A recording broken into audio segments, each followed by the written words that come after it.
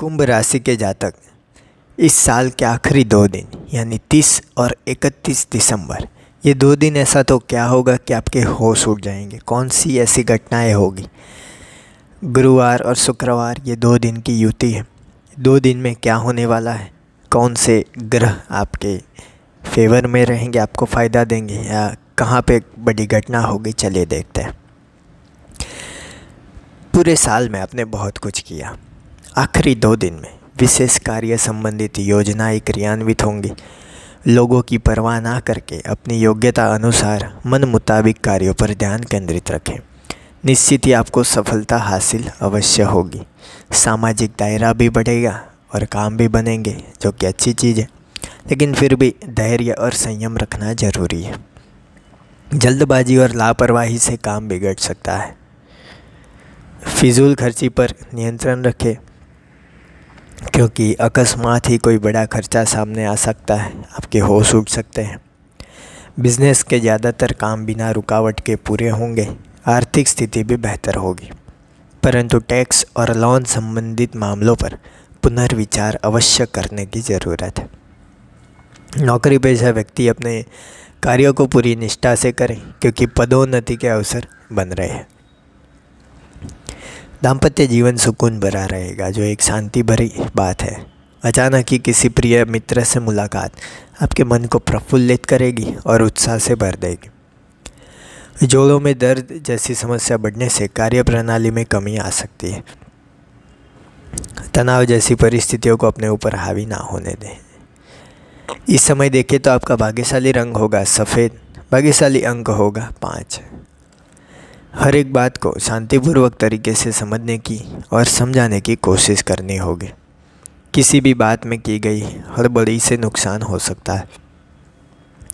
खुद की मानसिक अवस्था का खास ध्यान रखें।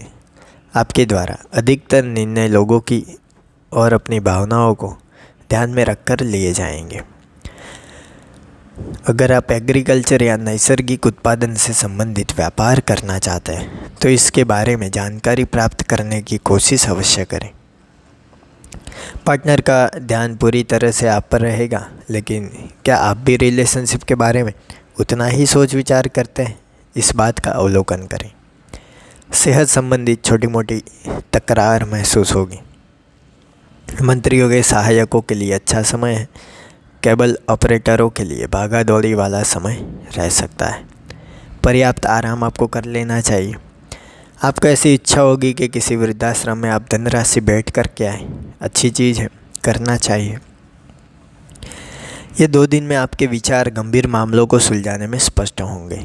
आपको समस्याएं साफ साफ दिखाई देगी और आप इन समस्याओं का हल भी निकाल पाएंगे।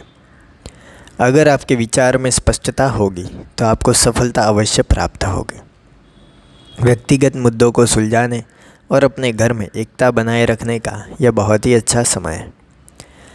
जिस तरह से आप अपने काम में मेहनत कर रहे हैं और उपलब्धियां हासिल कर रहे हैं, उसके जरिए आपको गर्व महसूस होगा।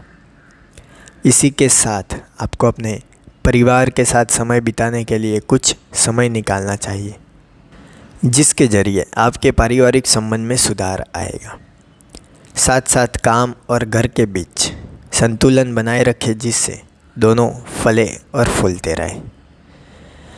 कुछ परिस्थितियाँ आपके नियंत्रण से बाहर भी जा सकती हैं। 2 दिन में आपके होश भी उड़ सकते हैं, लेकिन अगर आप अपने मन पर काबू को नहीं हटने देंगे तो चीज़ें अच्छी होगी। प्रेम और संबंध की बात करें तो इस समय आपके साथी को आपसे रोमांस के अतिरिक्त दोस्ती की ज़रूरत है। उसकी बातों को ध्यानपूर्वक सुनें और उसे भरपूर सहयोग दें। तनावपूर्ण माहौल से बाहर लाकर उसका हल्का फुल्का मनोरंजन अवश्य करें। अपने साथी के साथ इस समय भरपूर चटकारे लेंगे। रोजाना की तनावपूर्ण दिनचर्या से कुछ समय निकालकर साथ बैठें एवं अपने प्यार को तरोताज़ा अवश्य कर लें। आपके शारीरिक संबंध बहुत ही अच्छी नहीं होंगे, लेकिन साथ बैठकर कुछ मनोरंजन कर सकते हैं। आपकी बाहर जाने की योजना पक्की है।